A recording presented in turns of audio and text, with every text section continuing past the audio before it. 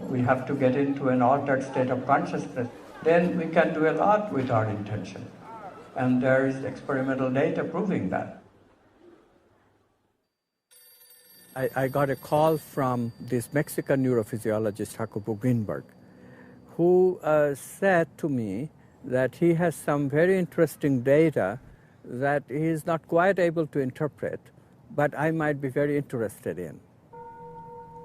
So I said, what kind of data? He said, well, this is two people communicating without exchanging signals. This is called non-locality in quantum physics. Without local signals, signals going through space and time. If such communication is occurring, we would say that yes, these people are connected via non-local consciousness.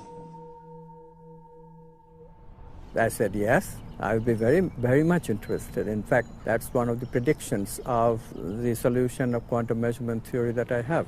And he said, I know. And so he invited me to come and check out his laboratory, check out his experimental setup. So I went to University of Mexico in Mexico City. I saw that indeed how the experiment was conducted, which was that two people meditate together for 20 minutes with the intention that they will have a non-local communication. Now, this interconnection to consciousness extends outside of space and time. It does not require a signal to communicate. That's the beauty of it. So two people meditate together for 20 minutes with the intention that they communicate non-locally, directly, without exchange of any signals.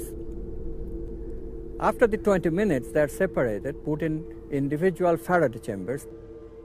These are electromagnetically impervious chambers.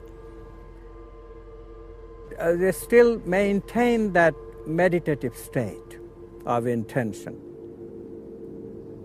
Now their brains are connected to individual EEG machines, electroencephalogram. One subject, and only one subject, is shown a series of light flashes. This obviously produces electromagnetic activity in the brain, and this electrical activity is recorded in the brain waves in the EEG connected to the brain.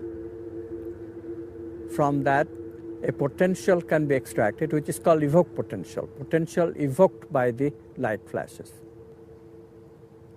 The other subject in the meantime is just meditating. There is no light flash for him or her. But the EEG machine connected to the brain of the second observer, who doesn't see any light flashes, nevertheless depict a transferred potential very similar in both phase and strength to the evoked potential that the first observer's EEG gives us.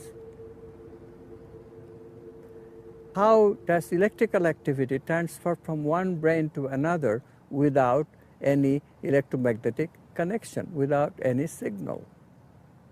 The answer is quantum non-locality. The answer is that non-local consciousness collapses similar events in both brains because through their intention they have become correlated non-locally.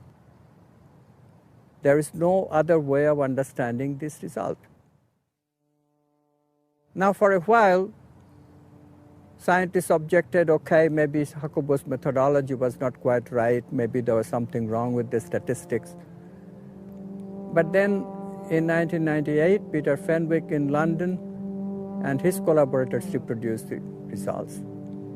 The results were again reproduced by another couple of experiments in the early 2000s. The latest one was in 2004 by Liana Standish and her collaborators at Bastille University in Seattle.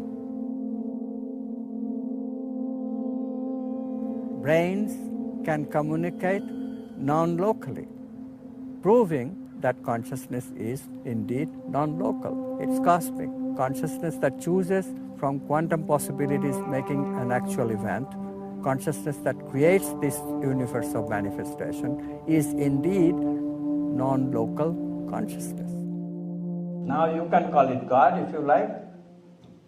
You don't have to. It's objective. it's objective and it's scientific.